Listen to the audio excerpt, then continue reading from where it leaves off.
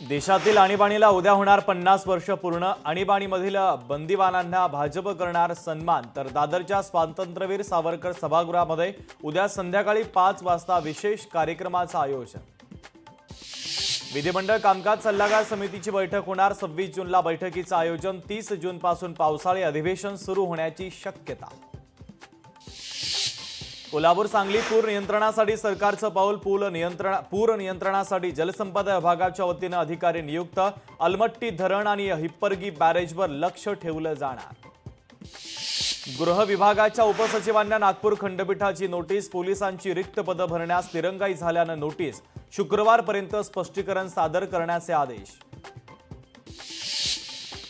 शक्तीपीठ महामार्गाला धाराशिवमधील शेतकऱ्यांचा विरोध। शक्तीपीठ महामार्गाच्या विरोधात शेतकऱ्यांचा ठिय्या। मोजणीसाठी आलेल्या अधिकाऱ्यांना शेतकऱ्यांनी अडवलं। मेट्रो प्रकल्पांसाठी MMRDA कडून 12,000 कोटींपेक्षा अधिक रकमेच्या कामांना मंजुरी। मेट्रो विस्तार आणि स्मार्ट वाहतूक यंत्रणेला गती देण्यासाठी 19 महत्त्वाच्या कंत्राटांना मंजुरी। शासकीय आदिवासी आश्रम शाळांमधील विद्यार्थ्यांसाठी मोठी घोषणा। विद्यार्थ्यांच्या निर्वाह भत्ता, शैक्षणिक साहित्य खरेदी भत्ता आणि आहार भत्त्यामध्ये वाढ होणार। आदिवासी विकास मंत्री अशोक उईकेंचा महत्त्वाचा निर्णय। भाजप प्रदेश कार्यालयामध्ये कौशल्य विकास मंत्री मंगलप्रभात लोढांचा जनता दरबार। मुंबईच्या समस्या सोडवण्यासाठी जनता दरबाराचं आयोजन। पुणे रेल्वे स्थानकाच्या नामांतराचा वाद। स्टेशनला महात्मा फुलेंचं नाव द्या। ॲडव्होकेट विवेक चव्हाणांची मागणी।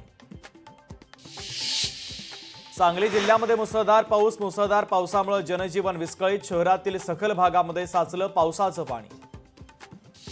कोल्हापुरातील राधानगरीमध्ये पावसाचा जोर वाढला। पनेरी पराळे कारखाना मार्गावर दरड कोसळली। दरड कोसळल्यानं वाहतूक बंद। मुंबईमध्ये खासगी बसला भीषण आग। बोरिवली देवीपाडा मेट्रो स्टेशन परिसरातील घटना। बसमधील प्रवाशांना सुखरूपपणे बाहेर काढण्यात यश।